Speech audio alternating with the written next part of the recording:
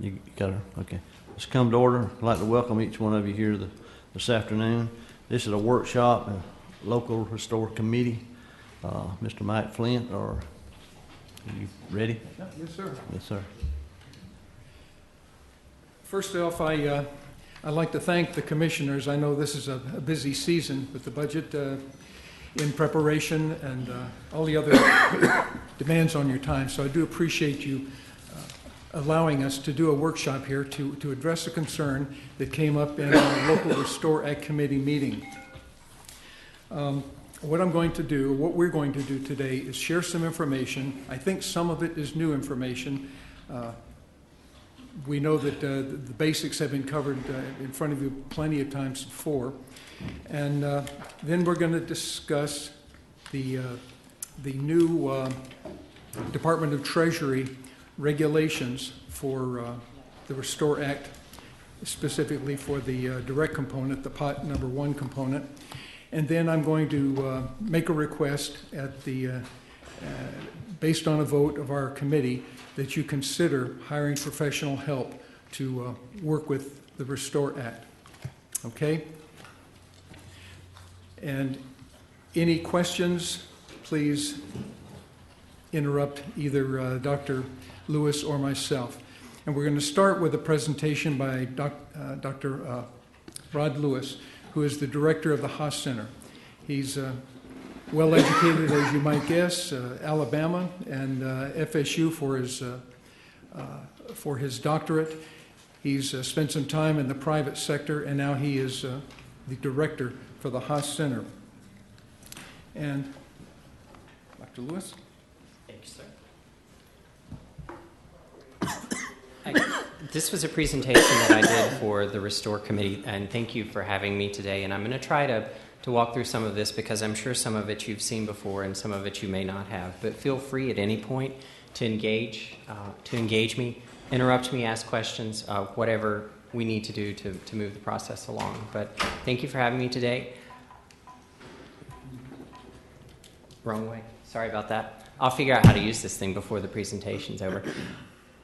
This, again, is a presentation that we did. I'm just going to talk briefly about the regional economy and then update on regional approaches to restore planning because this is going on throughout Northwest Florida right now, and we're engaged in on the economic side in a couple of counties, and there's some very interesting things that are going on out there that you might want to be aware of. So I'll talk a little bit about funding streams, key issues, potential pitfalls, and then I think one of the things that I enjoy saying, as we say, especially in the South, this time and one more will make twice that we've all done this. So this really is something that's different from what you normally engage in on a day-to-day basis. And so there's a broad range of skill sets that I think that most of us will have to apply to get this right. This is the Walton County economy as it benchmarks against the state, and it's no secret that this doesn't work. It's no secret that that doesn't work either. But leisure and hospitality, which is about midway there, is the core baseline of your economy. And most of the economy across Walton County is closely tied to that, particularly construction, and then in some level professional and business services. But you see, you far outrank the state in terms of percentage of leisure and hospitality. And so what I think this means for you guys as you look at this and you look at ways to grow, diversification is something that's going to be critical in the way that you leverage these monies to diversify these funds, because you see with this bright purple circle there that sticks out above everything else, the biggest one, that's your leisure and hospitality industry, and that's direct jobs only. So forecast to grow strongly, and I think Walton County is forecast to be one of the strongest growing counties in Northwest Florida. And that's a function of the fact that on some level you're smaller, and then also a function of the fact that there's a lot of room to grow over here. But you'll see that it's below average in earnings, and you guys have some of the lower earnings rates across Northwest Florida as well. So that's kind of where you stand economically. If I'm moving too fast, just let me know. And you see this right here. Government is your highest paying, essentially your highest earnings category. And most of these folks are folks that live in Walton County but commute onto the base in Eglin. And so that's where you get a lot of your high earnings. And then leisure and hospitality is very low comparatively, but it's where the bulk of your jobs are. So there's plenty of room for an economy across Northwest Florida that, we know a couple of tricks. Ours is a two-trick pony. It's government, which is national security and defense, and then it's leisure and hospitality, and it's tourism. So there's certainly room for that to change over time. If you look at bed tax, you guys have done extremely well. You've promoted effectively and efficiently, and you've seen consistent growth in the wake of the oil spill. And so that is certainly a good thing. It's certainly boosted the economic recovery. But if you look at where you have recovered, it's mostly in the tourism side of it and nowhere else that you've seen the bulk of the job growth. So again, positive news, but something to be concerned about as you look at where you're headed. I love this chart because it shows, I think at least from our perspective, the complexity of the process. And I think this is what the Restore Committee was looking at. And if you look at where Walton County is, you're that little bitty blue line down there that says 13.712%. And so you're looking at allocating resources and hoping to leverage all of these other resources again, right? Because you have a play in basically every pot. You have a play in Triumph Gulf Coast, you have a play in pot 1, pot 2, pot 3. And so the question is, how do you leverage all of these resources, and who decides how you leverage these resources for the optimal outcome? Because in places where other monies can be spent, it certainly makes sense to spend someone else's money before you spend your own, right? Because you have total control over only one segment. But if you can leverage every other segment to spend first, then that gives you much more flexibility in the way that you leverage your resources. And I think this just shows, as your Restore Committee is beginning to come to grips with, that there is a lot of complexity in the process.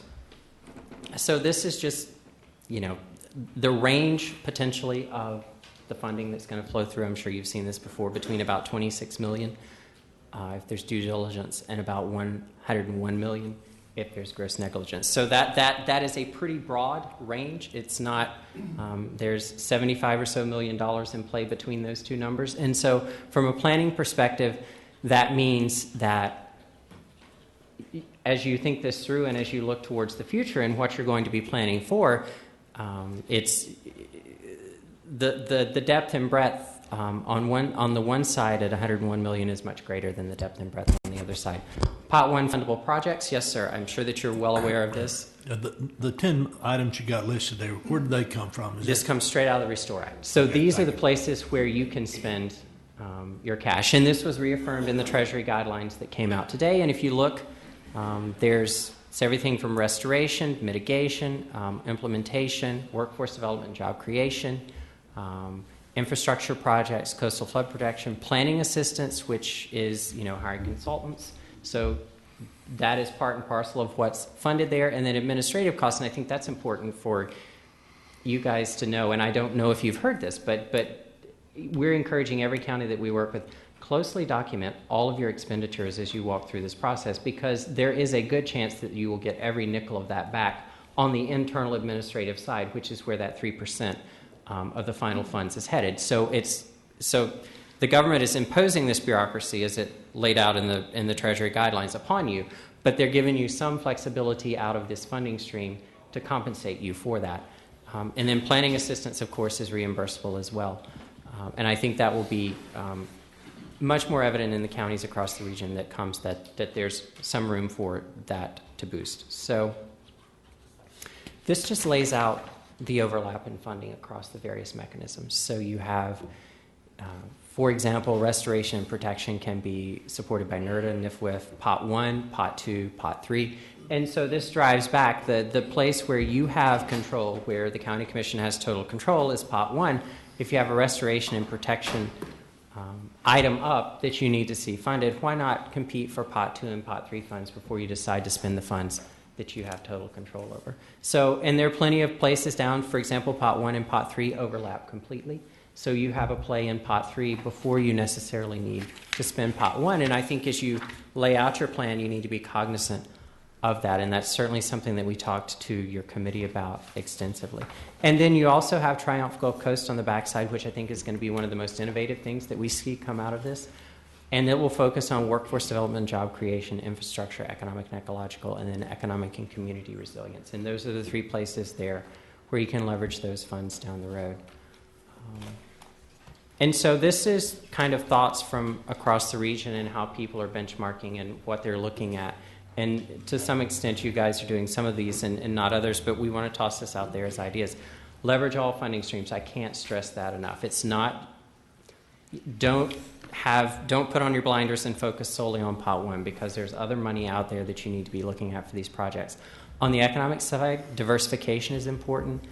Economic impact of these projects, how do you measure them? Long-term costs.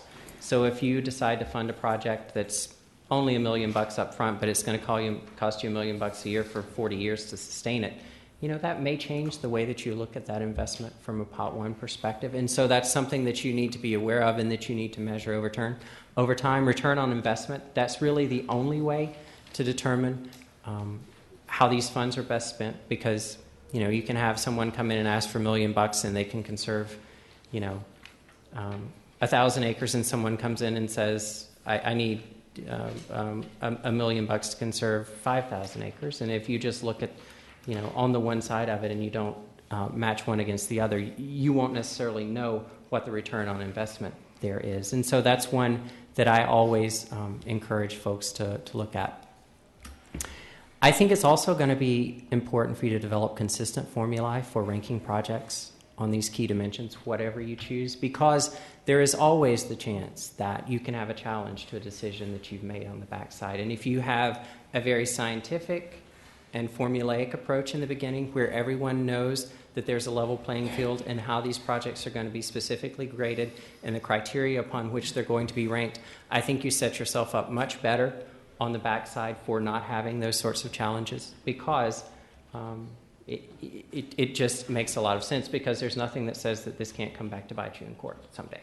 So that's something that we encourage clear, definitive measures on each of these various dimensions, however you choose to measure them, that you're clear up front, that you're clear to the public, and that everyone buys in before you walk down the path so that it doesn't come back to get you on the backside.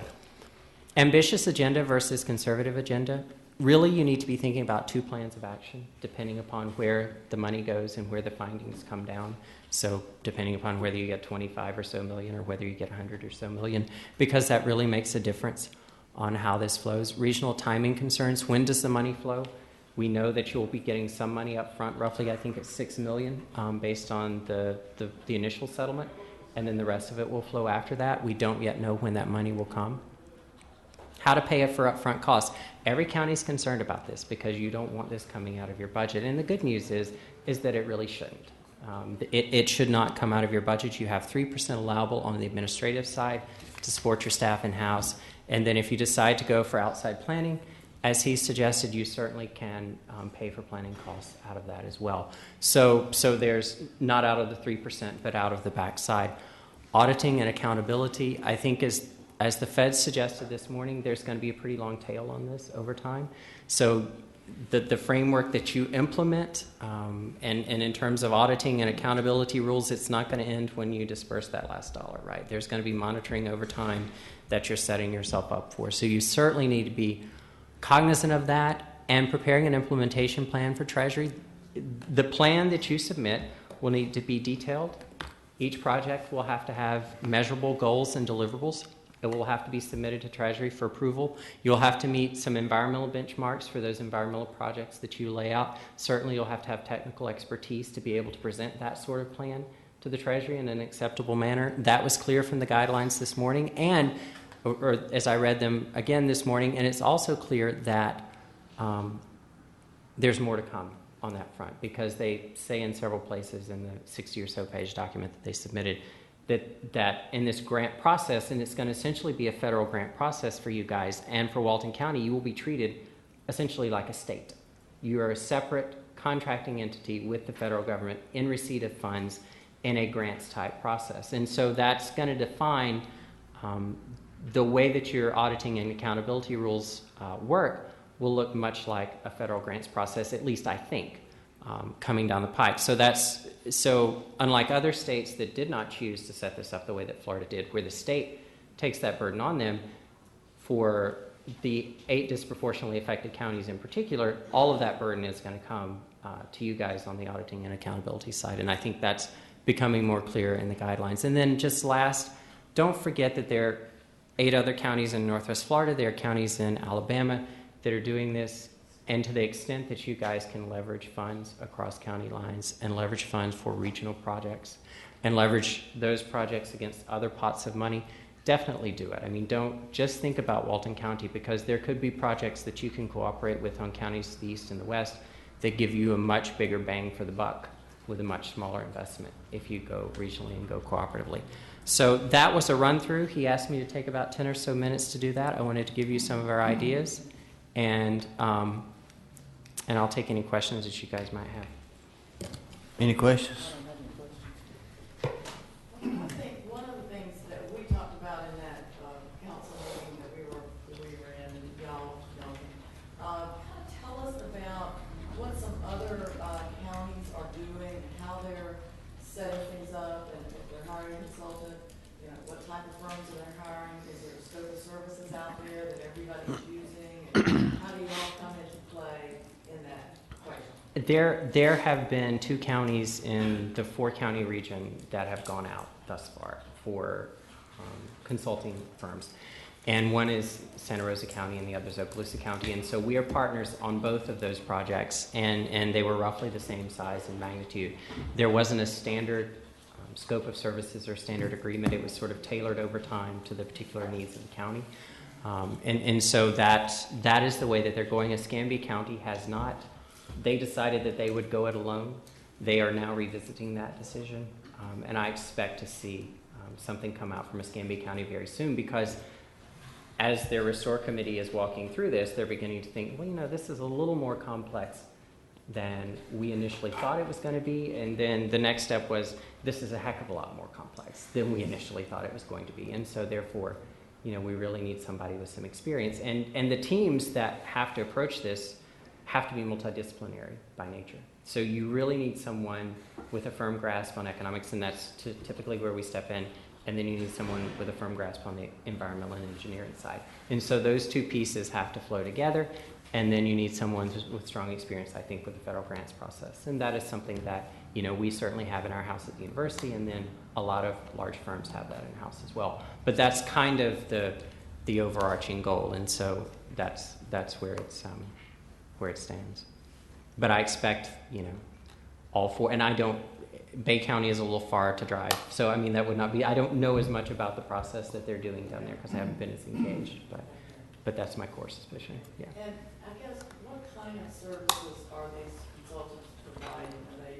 What kind of services are they, what are they doing for these counties? The first place that we have started in both counties is walking through the ranking process. And so how do you determine which projects rise to the top, and how do you measure these various dimensions? And going forward with the firm process for how that works, because, you say, well, I want the economic impact of this project to count for 20% of its total score. That is great. It's great for me to know that.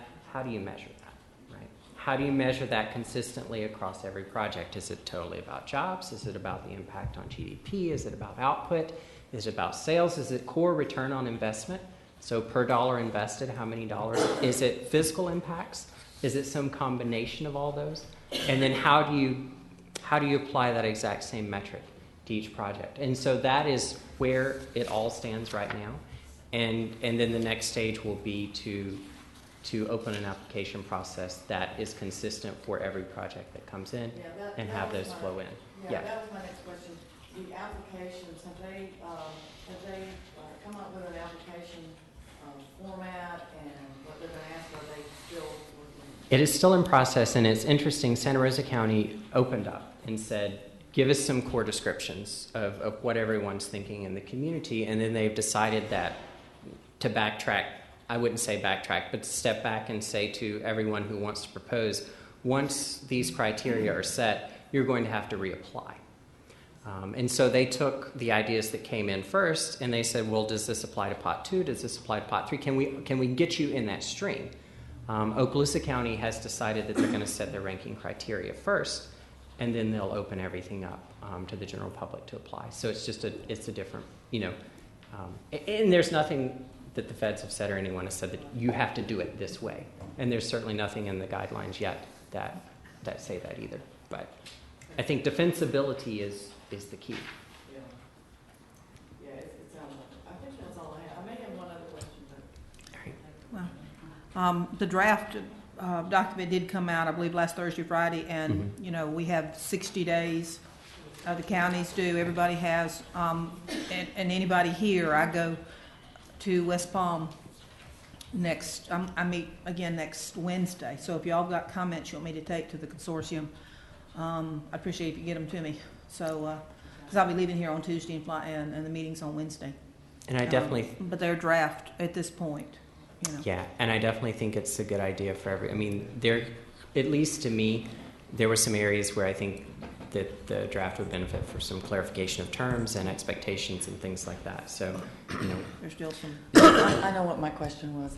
How are these other people paying for the consultants up front? Are they taking it out of their budget and keeping track of it to get paid back? So they are having to come out of pocket upfront costs. Right. And so they're coming out up front. They're betting that the initial settlement from the $1 billion settlement that was recently released, they're betting that those funds will flow in time to pick it up quickly.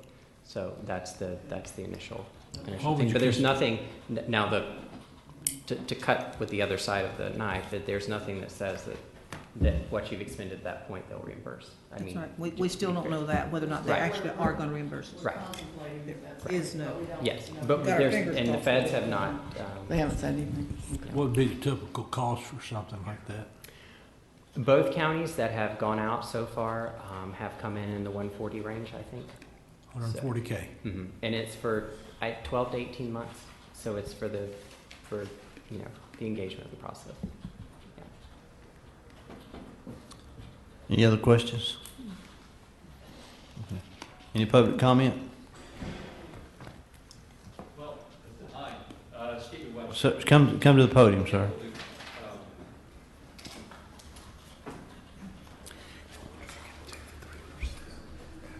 I'm pretty loud. Hi, I'm Stephen Webster with MW Consulting. We've been working with Monroe County for the past year on these issues, and we've looked at the rules too. And I think that was an excellent summary that you just heard. There are a couple of points I want to amplify for it. My understanding from reading the rules is that no costs are reimbursable prior to approval of a plan. Now, once a plan is approved, it is unclear, but seems to be that costs that were already paid will not be reimbursable. So conceivably, a consultant from Hire Today the cost will be borne by the county or whomever hires them until a plan is approved, and then from that point forward, those costs can be reimbursed. That's going to be a major issue discussed at the consortium next week, and one that I know that other counties, I was talking with McCullough this morning about that, they were at a meeting I was at, they see that as a major issue on how to move forward. A second one that they raised, and again this was touched on, was the auditing requirements that the Treasury is going to have. Now, Treasury has says for Pot 1, your money, they really don't want to monkey with what you select. But once they award it, they will absolutely fine-tooth comb you with the higher sets of auditing standards that the federal government has adopted the past couple of years. If you're like other counties, you've probably seen that interfere with road building, bikes and paths, and all sorts of grants that you're looking at from the feds now. That's an issue, too, that other counties will be commenting on. A third and related issue to that is that the consortium is not managed by the Treasury so much as it will be managed by the federal council. The rules will be implemented by the council that oversees the state expenditure plan. That's what, Pot 3, I want to say? That money is really going to be difficult to access in a short period of time. The reason being the state, it specifically says in the council rules that the consortium cannot be reimbursed for those costs for planning before they write their plan.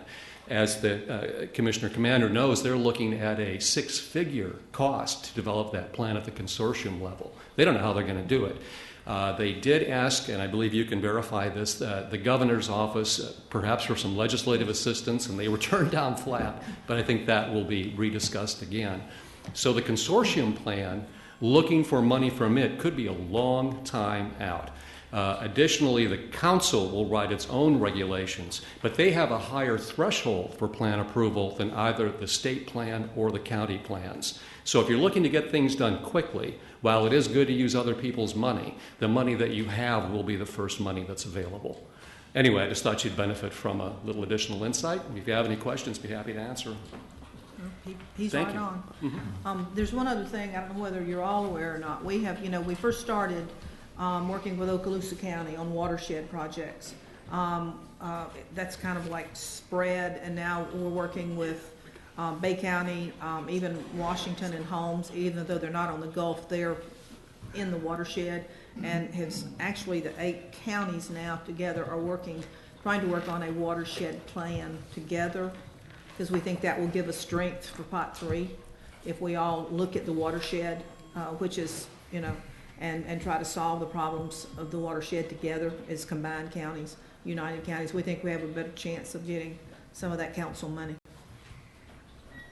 And we're all doing it without spending any money right now. We're trying to use as many resources as we can that we don't have to pay for.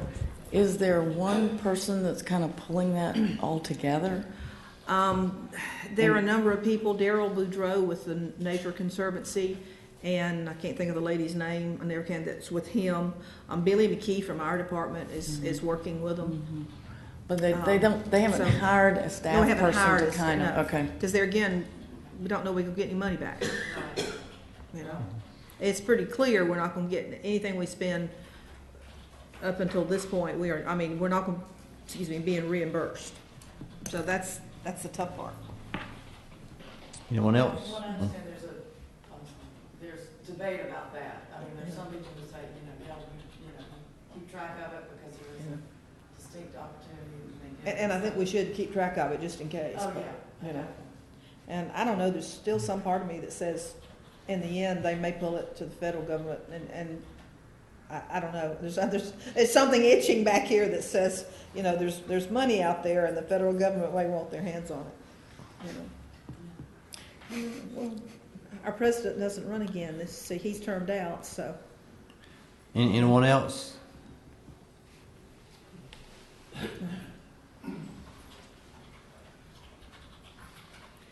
Good afternoon, Commissioners. Pat Blackshear, Blackshear Planning, and I would just like to emphasize, as the speakers have, I've been tracking this for a couple different clients, and it's a very complicated program, and I would encourage the board to hire someone who has in-depth knowledge of how to leverage the different programs.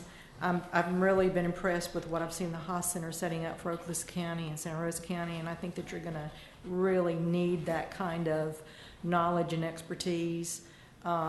Or, you know, if you don't go in that direction, open it up for, you know, outside source. But I think time is of the essence, and I think you've got a really good committee put together. And of course, now that Mr. Jones has moved up, he's not coordinating the project anymore. But you've got a great group put together, and I'm excited about maybe some funds will come to this county for joint projects like the Choctawhatchee Bay needs more work. That would be a joint project like Commissioner Commander spoke of. And I still feel that there's so many needs for our coastal dune lakes, and that is more a Walton County focus. So I just encourage you to hire somebody who can really take this ball and run with it and leverage these dollars. Because if you look at these other pots, there's so much more that can be done, and some of them are really on a fast track if you want to get that leverage ability of the other pots of funds. So thank you. Anyone else?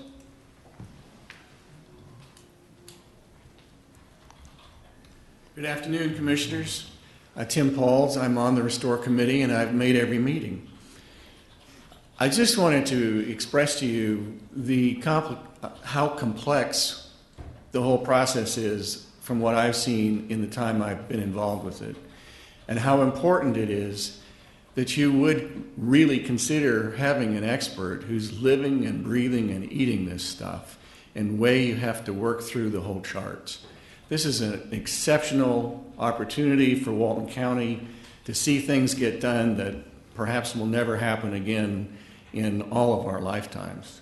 So I really think that it's one of those things that's worth even spending some money that you may not get reimbursed in the 3%, but being able to try to be right up there and playing with all of the rest of the counties to get Walton County's share.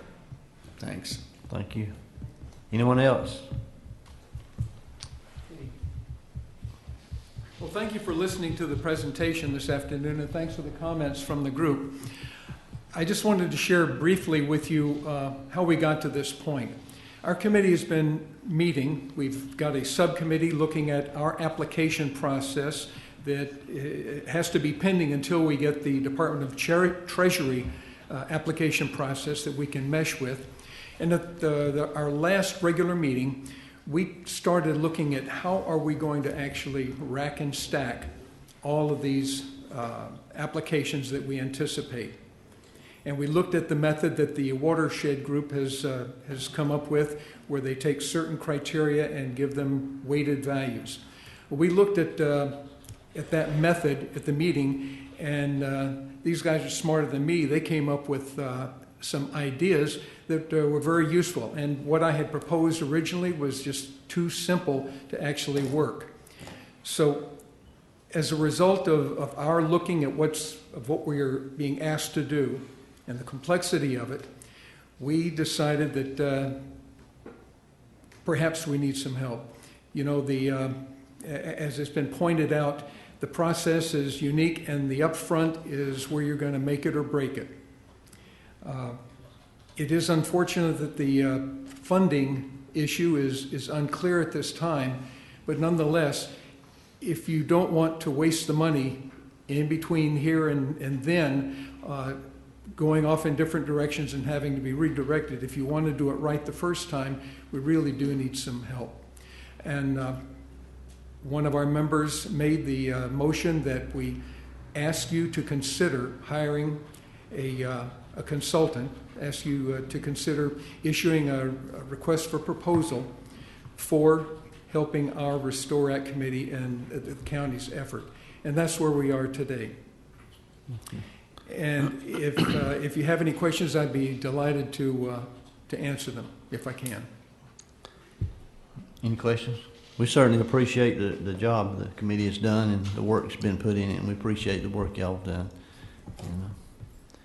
Well, Mr. Chairman, last night Mr. Jones was tasked with doing some relook at the budget process, and I would ask that during the next 2 weeks while he's doing that relook to see if this can be accommodated in any fashion without making a specific commitment to you today, but at least with all of the things that you're going to have to look at, see if that's doable in the near term. Be happy to. And that'll give me time to come back from West Palm and come back with the information I get back from there as well. You know, sitting in on most of those meetings, I agree. You're going to need somebody who can run at the state level with, you know, the players, run at the local level. I mean, you know, so, and a lot of these engineering firms have kind of put themselves in the mix as well. So, you know, I think it's a good idea. I think we need to do it. You may or may not know, with regards to Santa Rosa and Okaloosa County, are they using general fund monies or TDC monies? Pretty sure they're general fund. I've not heard of any TDC funding being used.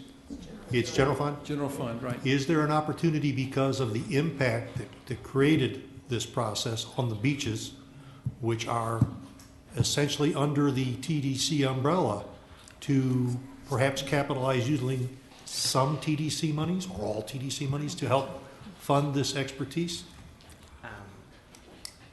TDC monies are typically very restricted, and so I would certainly want to hear from the county attorney on that one before I would comment. I had a feeling you were going to say that. Yeah, my core bet is no, but No. And we're sensitive to that, and we're aware there's a lot of, and there's some flexibilities in there. And the reason I ask is that this whole thing really started with the BP oil spill that impacted tourism, impacted our beaches. And as you saw from the charts you put up, our biggest industry is the leisure and tourism industry.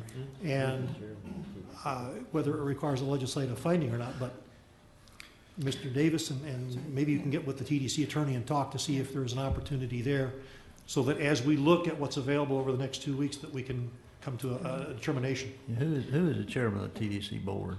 I forgot.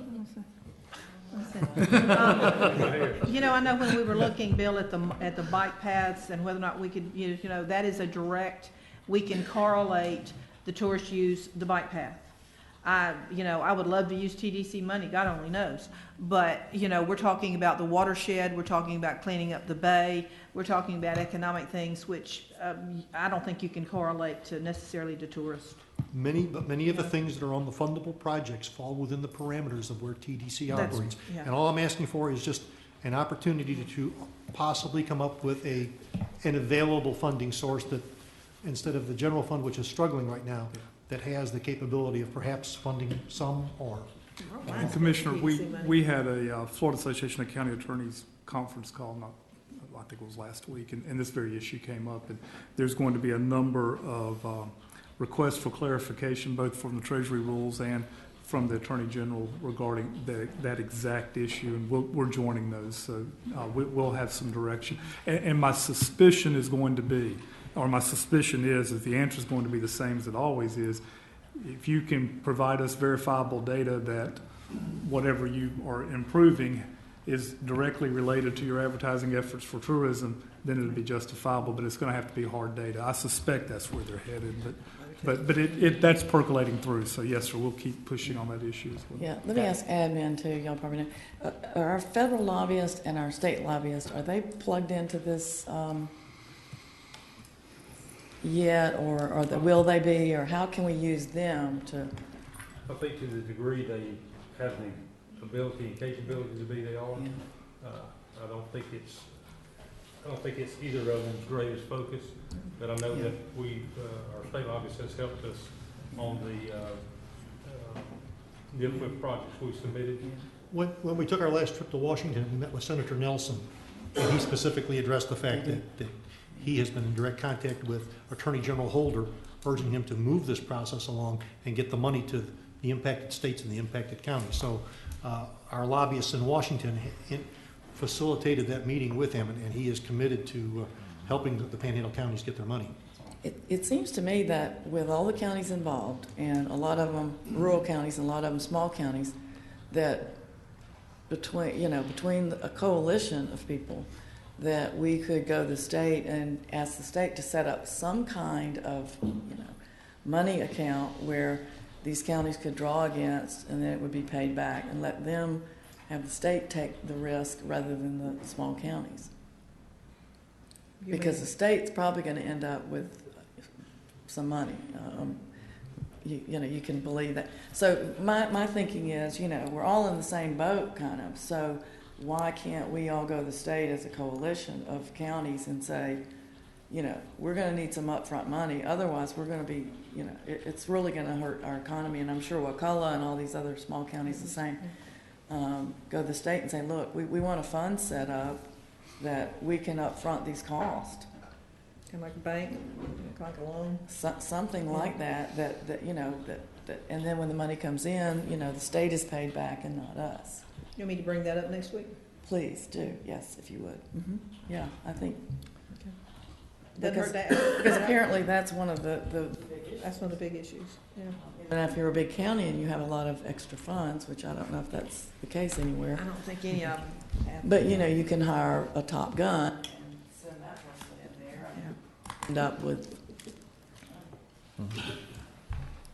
Anything else? Okay. Once again, thank you very much for listening to us and considering.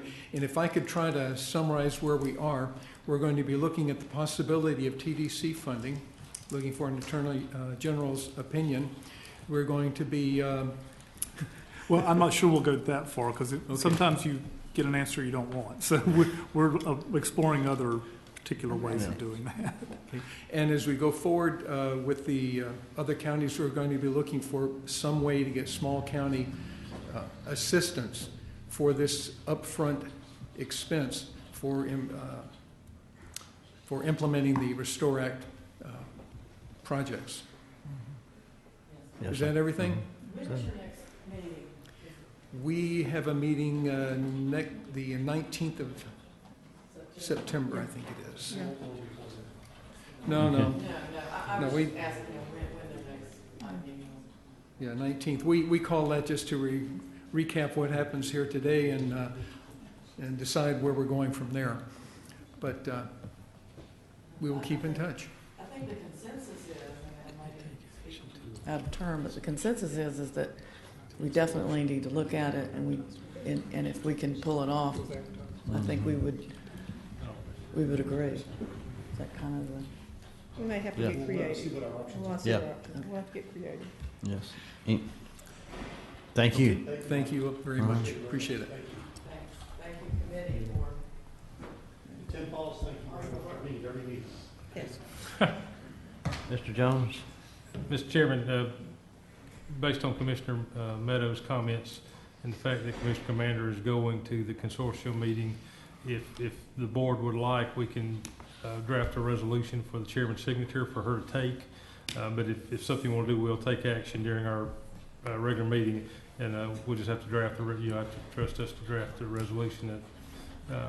I think that's a great reflects. idea. It's a great idea. I think that would be a great place to start, and at least get it on the table, and I'm sure we can get some momentum from it as that's where the other impacted parties will be as well. Yeah, and thank you for that excellent presentation. I heard it twice, but it's still, think it's a really good presentation just to kind of orient people very quickly. So, thank you. Is that it? Will. We will. orient you. Yeah, we will. Go ahead. We'll take a short break here till 4 o'clock.